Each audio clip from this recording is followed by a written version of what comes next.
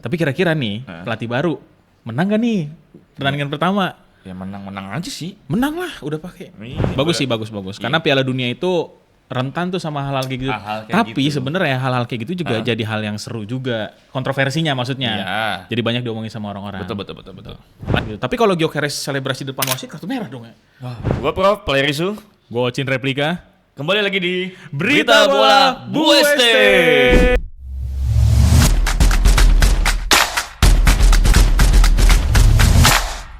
Sikacin. Oke, jadi timnas Indonesia siap hadapi Oman di FIFA Matchday. Sadil Ramdhani kembali dipanggil Hertman.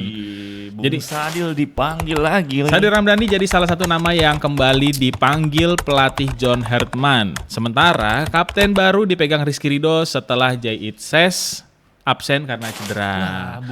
Bang J absen, Ya. Bang J absen. Rekor pertemuan kedua tim cukup ketat. Oman unggul tipis 3-2 dari 6 pertemuan. Laga ini juga jadi ajang perbaikan ranking FIFA Garuda. Ini kalau misalnya menang, berarti ranking Indonesia di FIFA naik. Gitu. Tapi sayang banget si Bang J Iya. absen. Sayang banget tuh, Cin. Benar-benar. Tapi kira-kira nih, pelatih baru menang gak nih pertandingan pertama? Ya menang-menang aja sih. Menang lah, udah pakai. Iya. Wis. Udah pakai jersey Iya. Indonesia. Oke rekan, lanjut berita kedua. Berita kedua, aturan baru VAR di Piala Dunia 2026. Makin seru, VAR kini punya kekuatan baru termasuk bisa batalkan tendangan sudut. Batalkan tendangan sudut, itu maksudnya gimana tuh? Piala Dunia 2026 bukan cuma lebih besar dari sebelumnya, tapi juga hadir dengan sepaket aturan baru yang bakal mengubah cara bermain secara signifikan. IFAB menerapkan 6 aturan baru. Salah satunya perluasan kewenangan VAR. Anjay, kewenangan. Oh, VAR sekarang lebih berkuasa dia. Lebih berkuasa. Sistem ini kini bisa meninjau pelanggaran sebelum tendangan sudut atau bola mati. Oke. Bahkan membatalkan keputusan jika ada kesalahan identitas pemain yang diberi kartu. Selain itu, ada aturan batas 10 detik untuk pergantian pemain supaya tidak buang waktu. Wih, boleh sih, biar nggak buang waktu itu.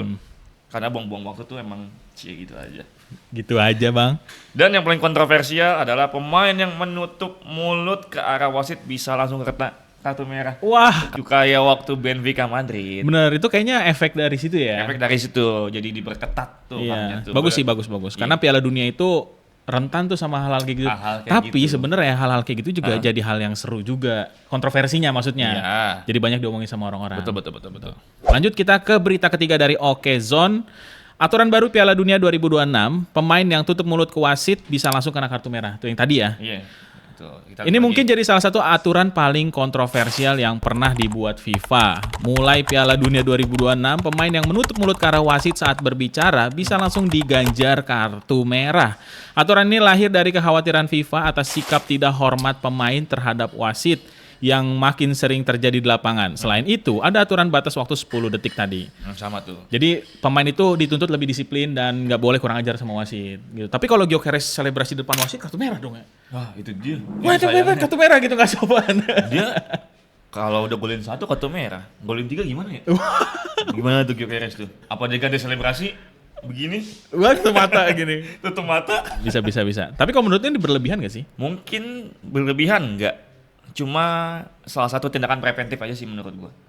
Maksudnya gimana tuh? Ya mencegah yang kayak kemarin dah, Cin. Oke. Kemarin kan gede banget tuh masalah tuh. Benar. Jadi gini, ketika pemain itu lagi ada masalah di lapangan, biasanya emosinya meledak-ledak. Ya. Akhirnya melakukan tindakan impulsif, baik dari ngatain orang, ngatainnya sampai ke Kasih si Sarah. gitu. Nah, makanya untuk menjaga sportivitas dan biar lebih sportif lah ya. Jadi hal-hal kayak gitu sebenarnya perlu juga sih. Apalagi sekarang kalau Piala Dunia ini kan semua Mata tertuju ke dan arena semua gladiator warna itu. kulit juga terlibat. Yap, betul. Oke, berita keempat lanjut rekan. Nih dia nih kesukaan gua nih. Boleh. Apa Tim tuh? gua nih, calon presiden baru Real Madrid, Florentino Perez versus Enrique Riquelme. Perez versus Riquelme makin panas. Mourinho versus Haaland jadi senjata pemilu di Real Madrid. Gila. Dibayangkan Ini kampanye nih berarti, lagi kampanye. Kayaknya menurut gua kampanye ini yang paling panas dah. Gimana? Nih. Pemilihan presiden Real Madrid akhirnya benar-benar panas setelah 20 tahun tanpa perlawanan serius. Oke. Florentino Perez mengumumkan bahwa Jose Mourinho akan kembali melatih Real Madrid jika dirinya menang pemilu akhir pekan ini. Lah, Tapi kan udah. Mourinho udah. Kalau dia dibawa nih, ya kan. Di sisi lain, Enrique Riquelme membalas dengan janji yang lebih gila, membawa Erling Haaland ke Santiago Bernabeu. Nggak cuma Haaland. Nggak cuma Haaland, ada lagi Rodri juga dibawa ke Bernabeu. Nggak sekalian Manchester City dibawa semua. Enggak dong. Terus dong. Bukan cuma soal presiden, tapi juga soal masa depan Real Madrid. Satu kubu menawarkan Mourinho untuk mengembalikan mental juara, sementara kubu lain menjanjikan revolusi skuad Galacticos yang baru. Oke. Gue sebagai fans Madrid, apa ya? Kayaknya gue butuh perubahan dah. Wah, lu butuh. Saya akan lawan. Gue butuh yang baru. Butuh warna baru lah. Butuh warna baru, jadi ya Florentino Perez cukup lah, udah waktunya di Real Madrid. Mungkin ini update sedikit dari berita yang kita ambil ya dari Reuters.com. Tapi ya sebenarnya Mourinho tuh kan udah deal ya, udah deal balik ke Real Madrid ya. Cuman memang gebrakannya mungkin sekarang itu yang paling baru adalah sampai video ini di syuting ya, itu si Madrid itu udah beli Dumfries dari Inter sama Milan. Konate dari Liverpool. Konate gratis, Dumfries nebus 25 juta rilis clause. Gitu sekali udah. Jadi 25 juta dapat 2 pemain. Ya itu udah gebrakan dari Perez tuh. Benar-benar. Bawa balik Mourinho, terus beli Dumfries sama dapat Konate gratis. Free. Iya. Sedangkan lawannya si siapa Riquelme baru ancang-ancang doang nih, Bawa baru janji-janji manis bener, nih. sampai dia bawa ke acara TV apa gitu, dia bawa jersey Madrid udah ada belakangnya Haaland tuh. Itu janji manis nih. Cuman ya nggak tahu ya kalau janji gitu kan mungkin bisa terjadi bisa enggak. Oke, berita kelima dari Goal.com. Piala Dunia 2026 resmi dimulai 11 Juni. Sebentar lagi nih dari videonya di syuting ya. Meksiko jadi tuan rumah laga pembuka lawan Afrika Selatan. Jadi tuh Piala Dunia di Amerika, Kanada, Meksiko ya. Di bagian Amerika Utara lah ibaratnya. Tanggal yang ditunggu-tunggu akhirnya tiba. Piala Dunia 2026 resmi dimulai pada 11 Juni 2026 dengan laga pembuka antara Meksiko dan Afrika Selatan di Stadion Azteca Mexico City. Ini adalah edisi terbesar dalam sejarah Piala Dunia, digelar 3 negara sekaligus, Amerika Serikat, Kanada, dan Meksiko. Untuk pertama kalinya 48 tim 48 tim berlomba memperebutkan trofi paling bergengsi di dunia sepak bola. Final dijadwalkan pada tanggal 19 Juli di MetLife Stadium, New Jersey. 37 hari penuh drama gol dan kejutan menanti. Ini berarti Piala Dunia dengan tim terbanyak ya? Tim terbanyak. Sebelum-sebelumnya kan hanya 32 kan. Sekarang berapa? Sekarang 48. 48 banget.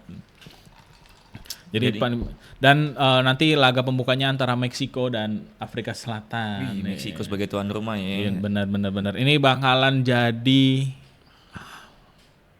rutinitas kita selama 37 hari ke depan, kurang lebih sebulan depan. Nontonin setiap hari itu pertandingan Piala Dunia.